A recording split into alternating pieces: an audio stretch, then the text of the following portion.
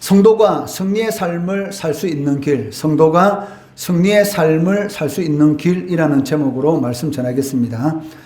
오늘 이 본문 말씀을 통해서 우리는 어떻게 사는 것이 능력 있는 그런 삶을 살 수 있는가에 대해서 살펴보고자 합니다. 이스라엘 백성들이 가데스 바네에 도착했을 때에 그 하나님의 말씀에 불순종함으로 인해서 20세 이상 된 출애굽 1세대들은 가나안 땅을 방황하다가 결국은 소멸될 것이다 라는 그러한 이 경고를 하나님 앞에 받게 됩니다. 35절 말씀해 보시면 나 여호와가 말하였거니와 모여 나를 거역하는 이 악한 온 회중에게 내가 반드시 이같이 행하리니 그들이 이 광야에서 소멸되어 거기서 죽으리라 라고 말씀하고 있습니다. 하나님께서 여러분들을 세상에서 선택하여 불러주신 그 이유가 무엇이겠습니까? 하나님 안에서, 그리스도 안에서 복된 그런 삶을 살아가도록 여러분은 이 세상 가운데서 하나님의 백성으로 택하시고 불러주셨다는 것이죠. 그러니까 하나님의 뜻은 무엇입니까? 여러분들이 걱정, 근심과 환난 가운데 사는 것이 아니라 그리스도 안에서 이 세상이 줄 수 없는 그런 샬롬의 은혜, 저 평강의 은혜를 누리며 살아가도록 하나님께서 이 땅 가운데서 불러주셨다는 것입니다. 한마디로 하나님께서 여러분들에게 복 주시기 위해서 여러분들을 이 세상으로부터 불러주신 것입니다. 이스라엘 백성들도 마찬가지죠.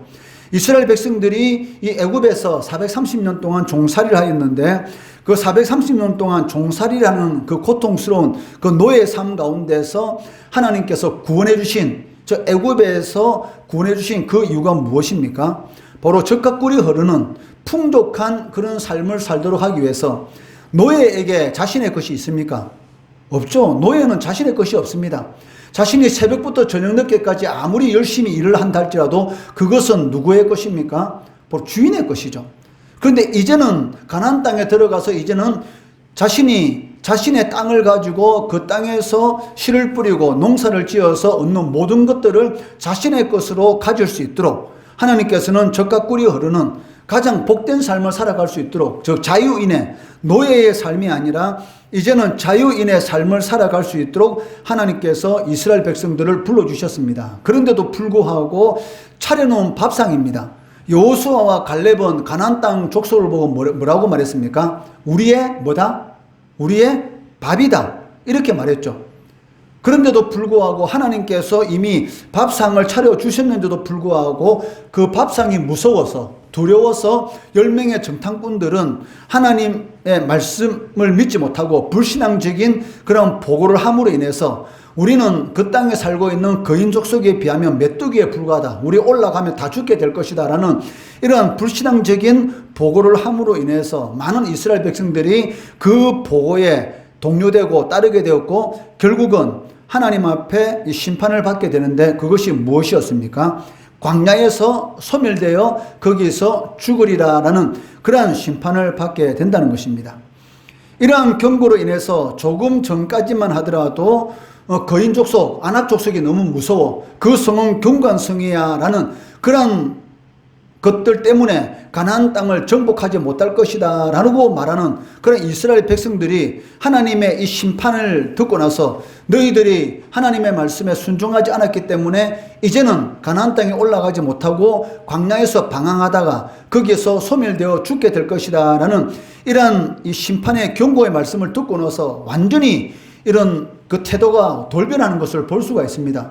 분명히 지금까지는 뭘 했습니까? 거인 족속 앞에 우리는 메뚜기에 불과한 것이고 그 가나안 땅에 있는 모든 성도는 경관성이기 때문에 우리가 그 성을 정복한다는 것은 거의 불가능한 것이다 라고 이렇게 말했습니다. 그런데 하나님의 심판의 경고, 광야에서 소멸되어서 죽을 것이다 라는 이 심판의 경고를 듣고 나서 이제는 어떻게 변합니까?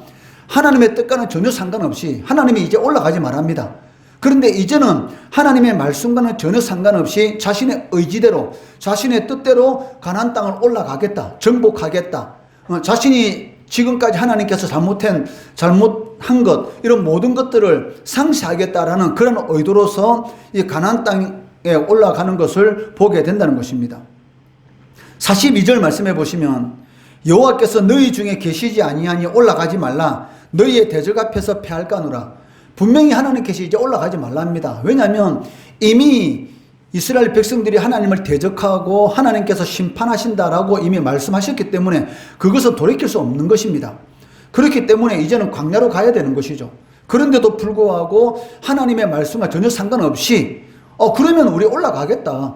광야에서 38년 동안 더 돌아다니면서 소멸되어 죽으려니 이제는 그냥 가나안 땅을 올라가겠다라고 이렇게 말을 하는 것을 볼 수가 있습니다. 그때 모세의 경고가 무엇입니까? 하나님이 너희 중에 계시지 않다. 올라가면 죽는다. 패한다. 올라가지 마라라고 이렇게 말을 합니다. 그런데도 불구하고 이스라엘 백성들은 이 모세의 경고를 무시하고 가나안 백성들에게로 나아갔다가 결국 어떻게 됩니까? 비참하게 패배해서 호르마라는 것까지 도망치는 것을 보게 됩니다. 44절, 45절 말씀해 보시면 그들이 그래도 산 꼭대기로 올라갔고 여호와의 언약궤와 모세는 진영을 떠나지 아니하였더라. 아말렉인과 산간지대에 거주하는 가나안인이 내려와 그들을 무찌르고 호르마까지 이르렀더라라고 말씀하고 있습니다. 그래도 이게 문제인 것이죠. 그래도 하나님께서 하지 말라고 하면 하지 말아야 되는 것이죠. 그런데 불순종하는 사람들은 어떻게 말합니까? 그래도 하는 것이 더 낫지 않느냐? 이 그래도가 문제인 것이죠. 우리도 신앙생활 할 때 어떻습니까? 하나님께서 철저하게 주일 성수해라. 그리고 하나님의 영광을 위한 삶을 살아다. 이렇게 말을 하는데 이 불신앙적인 사람들은 어떻게 말합니까? 그래도 세상적인 그런 관점으로 사는 것도 필요하지 않느냐? 우리가 매주일마다 하나님 앞에 나와서 주일을 지킬 수가 있느냐? 그래도 한 1년에 한 몇 번 정도는 빠지는 것 하나님께 용서하지 않겠느냐? 이게 문제죠. 그래도. 그런데 하나님 앞에서 그래도가 통합니까? 안 통하는 것이죠. 그런데 이스라엘 백성들 지금 뭐라고 말합니까? 분명히 하나님께서 한 번 경고했고 또 모세도 경고하고 있지 않습니까? 너희 중에 하나님이 계시지 않는다. 이스라엘 백성들이 애굽에서 나올 수 있었던 거 자기 힘입니까? 아니잖아요. 하나님께서 10가지 재앙을 통해서 그리고 홍해 바다에 애국 군대를 몰살시키는 그런 사건을 통해서 그리고 가나안 땅 이 적경까지 이 가데스 바네아라는 이 가나안 땅 적경 지역까지 올 수 있었던 것도 하나님의 은혜인 것이죠. 구름 기둥 불 기둥으로 저녁에는 얼어 죽지 않도록 낮에는 일사병에 걸리지 않도록 그늘을 만들어 주시고 불 기둥으로 따뜻하게 만들어 주신 것입니다. 그리고 반석을 깨뜨려서 물을 주셨고 그리고 메추라기를 불러서 고기를 주셨고 그리고 만나를 통해서 신령한 음식을 주신 것이죠. 그러니까 광야에서 2년 동안 굶어 죽지 않도록 일사병에 죽지 않도록 얼어 죽지 않도록 하나님께서 다 지켜주시고 다 보호해 주셨습니다. 그래서 2년 만에 바로 이 가데스 바네아라는 곳에 도착했습니다. 이제 올라가면 되는데 결국 하나님의 말씀에 불순종함으로 인해서 이제 하나님 앞에 심판을 받게 되었던 것이죠. 그러면 이스라엘 백성도 어떻게 됩니까? 그래도 올라가겠다. 그렇게 하면 안 되죠.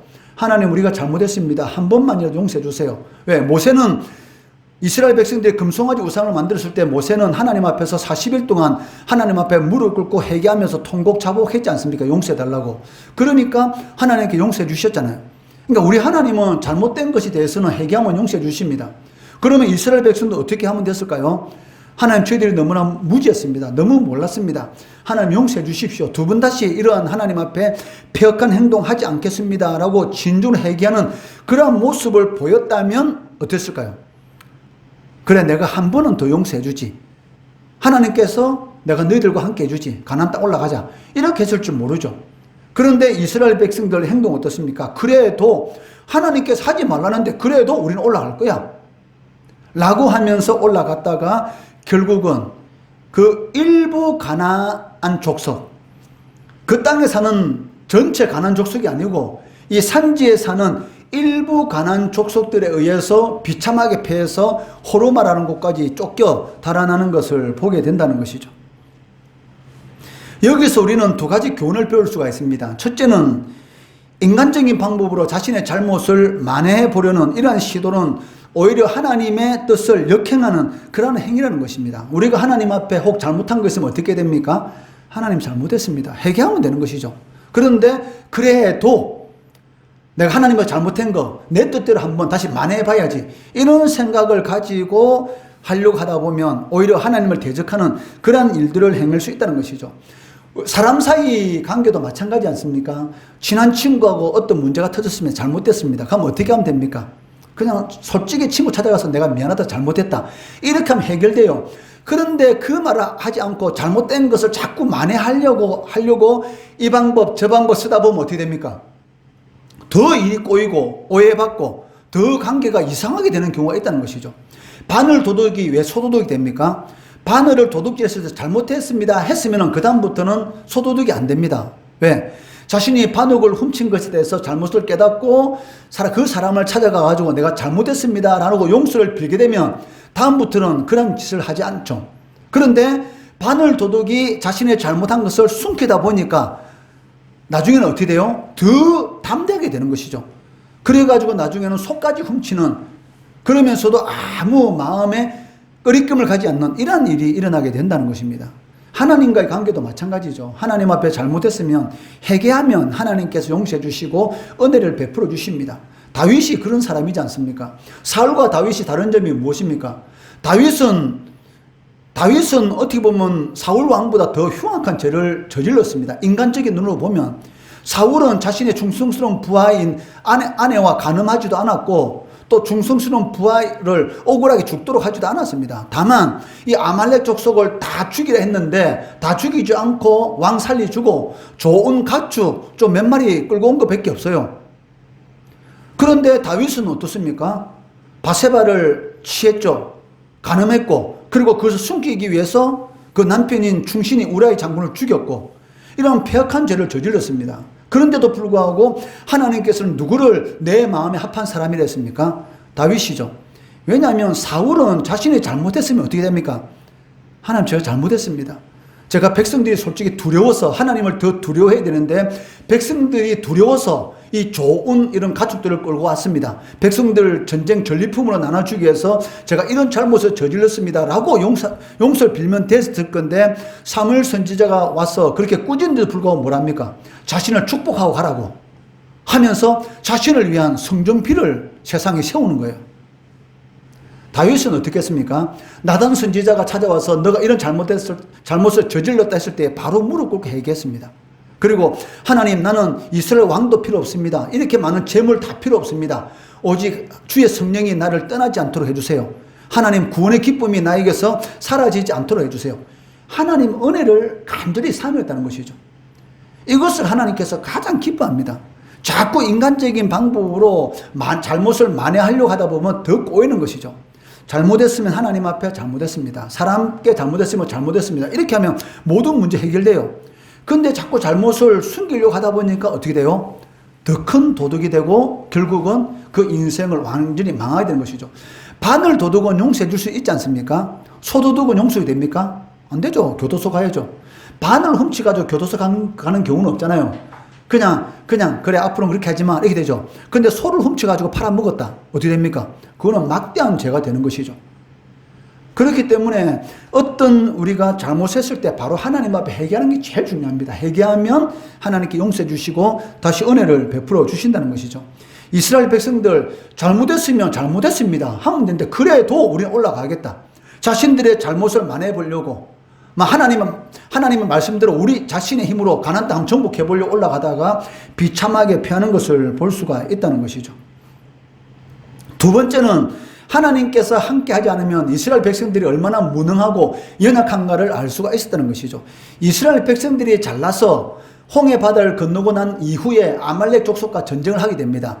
이스라엘 백성들이 홍해 바다를 건너고 나서 얼마 지나지 않아서 길을 가는데 이 아말렉 족속들이 매복하고 있다가 이스라엘 백성들 뒤에 따라오는 사람들, 이스라엘 백성들이 이렇게 앞으로 가고 있는데 제일 뒤에는 어떤 부류의 사람들이 있었겠습니까? 앞에는 남자들이 있었겠죠. 왜? 앞에서 어떤 위험이 있을지 모르니까. 그럼 뒤에는 누구들이 있었겠습니까? 여인이라든지 나이 드신 분이라든지 아니면 아이들이 있었죠. 근데 이 아말렉 족속이 숨어 있다가 어디를 공격해요? 뒤를 공격하게 되는 것이죠. 그때 모세가 이 두 손을 들고 하나님 앞에 간절히 기도할 때에 그 전쟁에서 이기게 되고 모세의 손이 내려오게 되면 그 전쟁에 져게 되고 이런 계속 반복 가운데 아론과 훌이 양쪽에서 모세의 손을 붙들고 모세가 끊임없이 기도할 때에 여호수아가 그 전쟁에서 승리하게 되었죠.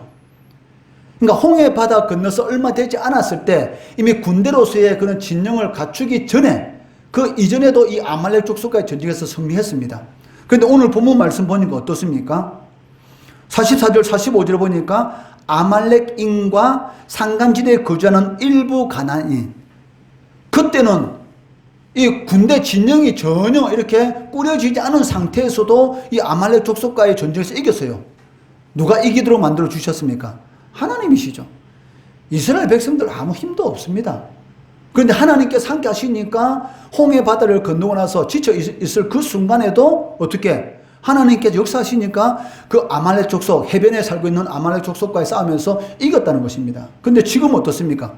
지금은 이 가나안 적경지대에 와 있는 이 이스라엘 백성들은 2년 동안 이 광야 생활을 하면서 이제는 하나의 군대로 진영이 딱 갖춰져 있습니다. 12지파로. 그런데도 불구하고 일부 가나안인 그리고 아말렉 족속들에게 패해서 도망가는 그런 비참한 상황까지 떨어지는 것을 볼 수가 있어요. 이것을 볼 때에 하나님의 백성들은 하나님께서 함께하지 않으면 아무것도 아니다. 저도 아무것도 아니죠. 하나님께서 우리 장로 세교회 함께하지 않으시고 우리들과 함께하지 않으시면 우리는 아무것도 아닙니다. 어떻게 교회가 세워질 수 있겠습니까? 불가능한 것이죠. 그런데 교회가 이렇게 세워지고 하나님 은혜 가운데서 5년 동안 이렇게 하나님께서 맡기신 이 사역들 잘 감당할 수 있는 것 누구 은혜입니까? 하나님의 은혜인 것이죠. 예수 믿는 사람들은 하나님의 은혜가 아니면 살아갈 수가 없습니다. 그렇기 때문에 이것을 잘 알아야 되는 것이죠. 하나님이 함께 하셔야지만이 우리가 승리할 수 있다. 능력 있는 삶을 살아갈 수 있다. 이스라엘 백성들 세계 최강 을 자랑하는 애국 군대를 홍해 바다에서 전멸시키고 그리고 이 광야에서 잔뼈가 굵은 이 아말렉 족속을 쳐 부쉈지만 지금 어떻습니까? 아말렉인 그리고 몇몇 이 가나안인들에 의해서 비참하게 패배당하는 그러한 지경에 이르고 말았다는 것입니다. 그리고 호르마라는 곳에 도망을 갔습니다. 그런데 38년 이후에 출애굽 1세들이 다 죽고 출애굽 2세대들 20세 미만의 그런 자녀들이 성인이 됐을 때에 38년 이후에 이 호르마라는 이 지역을 다시 정복하는 것을 볼 수가 있습니다. 민수기 21장 2절 3절 말씀해 보시면 이스라엘이 여호와께 서원하여 이르되 주께서 만일 이 백성을 내 손에 넘기시면 내가 그들의 성읍을 다 멸하리이다. 여호와께서 이 이스라엘의 목소리를 들으시고 가나안 사람을 그들의 손에 넘기심에 그들과 그들의 성읍을 다 멸하니라. 그러므로 그곳 이름을 뭐라? 호르마라 하였더라. 이 호르마라는 지역을 이스라엘 백성들, 그 출애굽 2세대들이 다시 정복하게 되는데 누가 함께 하셔서? 하나님께서 함께 하심으로. 만일 이 백성을 내 손에 넘기시면 주님께서 하나님께서 이 가나안 족속, 이 호르마에 살고 있는 이 가나안 족속들을 우리 손에 붙이시기를 허락하시면 우리가 이길 수 있습니다. 그러니까 하나님께서 뭐라고 말씀합니까? 가나안 사람을 내가 너희 손에 넘기겠다. 그 말을 듣고 쳐들어가서 멸하는 겁니다. 그러니까 하나님이 함께 하시면 승리하는 거고 하나님이 함께 하지 않으면 어떻게 됩니까? 망하는 것이죠. 이러한 모습은 하나님의 백성들, 저 성도들이 가장 강력한 능력을 발휘해서 놀라운 역사를 일으킬 수 있는 것은 누가 함께 하실 때? 오직 하나님께서 우리와 함께 하실 때만이 그것이 가능하다라고 할 수가 있습니다. 왜? 능력을 공급해 주시는 분이 누구십니까? 하나님이시죠. 하나님이시기 때문에 그것이 가능하다는 것입니다. 결코 이스라엘 백성들의 능력과 지혜가 탁월하였기 때문에 가나안 땅을 정복하게 된 것이 아니라는 것이죠. 하나님의 은혜, 하나님의 지혜로 그 가나안 땅을 정복할 수가 있었습니다. 이것은 이 다윗을 보면 우리가 잘 알지 않습니까? 한낱 양을 치는 이 목동에 불과한 소년이 위대왕이 될 수 있었던 것 바로 하나님의 은혜인 것이죠. 그래서 우리가 주로 찬양하는 것처럼 여호와는 나의 힘이시요 나의 반석이시요 나의 요새시요라고 다윗은 시편 18편에서 찬양하는 것을 볼 수가 있습니다. 시편 18편 2절 말씀해 보시면 여호와는 나의 반석이시요 나의 요새시요 나를 건지시는 이시요 나의 하나님이시요 내가 그 안에 피할 나의 바위시요 나의 방패시요 나의 구원의 뿌리시요 나의 산성이시로다. 여호와 하나님만이 나의 힘이 되시고 나의 능력이 되시고 나의 반석이 되신다라고 말씀하고 있는 것을 볼 수가 있습니다. 한번 찬양 한번 해볼까요? 나의 힘이 되신 여호와여. 찬양. 설교하면서 찬양하는 것도 은혜롭습니다. 나의 힘이 되신 여호와여. 이게 다윗의 신앙 고백입니다. 어떤 상황 가운데 있을지라도 다윗은 나의 힘이 되신 여호와여, 이렇게 찬양하는 것을 볼 수가 있다는 것이죠.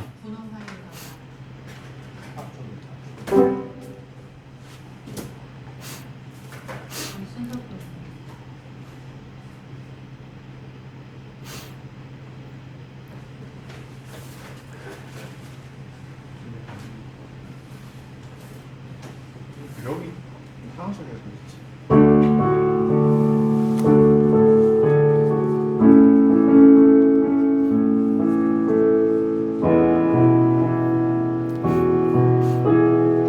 나의 힘이 되신 여호와여, 나의 힘이 되신 여호와여.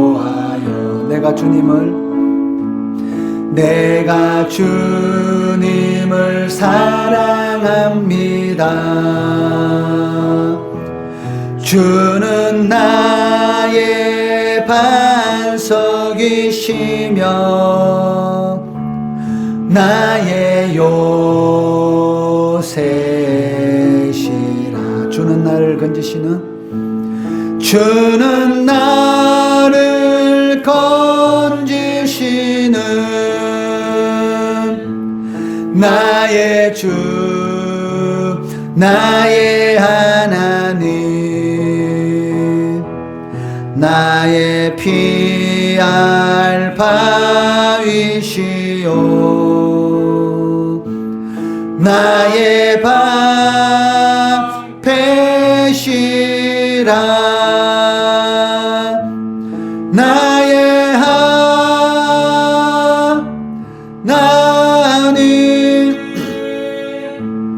나의 하나님,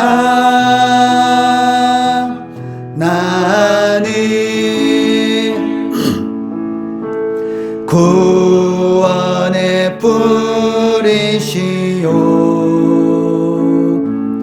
나의 산성이라. 나의 하나님, 나의 하나님,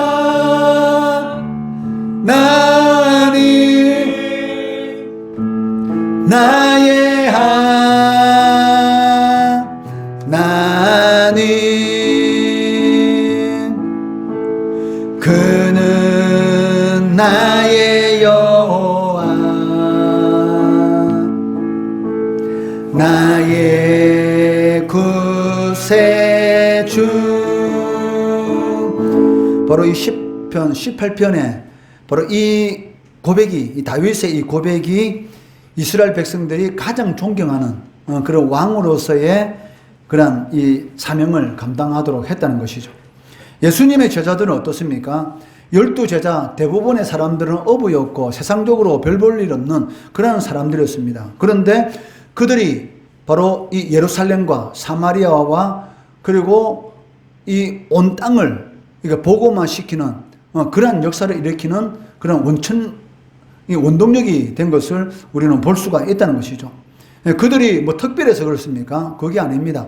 바로 하나님께서 그 12제자와 함께 하셨기 때문에 그것이 가능한 것이죠. 오순절 성령의 역사, 성령이 그들과 함께 하심으로 인해서 5,000명, 3,000명, 그리고 귀신이 떠나고 병든 자 고침받는 그러한 역사로 말미암아서 이렇게 복음화가 세계로 이렇게 전파되는 그런 이런 하나님의 능력의 역사가 나타나게 되었던 것입니다.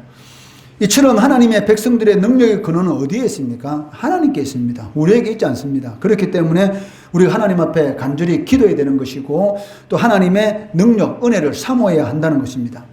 그렇기 때문에 하나님의 뜻에 순종하는 또 충성된 그런 삶을 여러분들이 살아가고 하나님을 신실하게 의지하는 그런 삶을 살아가면 반드시 여러분 삶 가운데 하나님의 능력이 나타나게 되고 승리의 삶을 살아갈 수가 있다는 것이죠. 하나님의 강력한 능력의 소유자의 삶, 그리고 승리하는 그런 삶을 살아가시는 우리 성도 되시기를, 또 우리 중고등학생 되기를 주의 이름으로 축원합니다.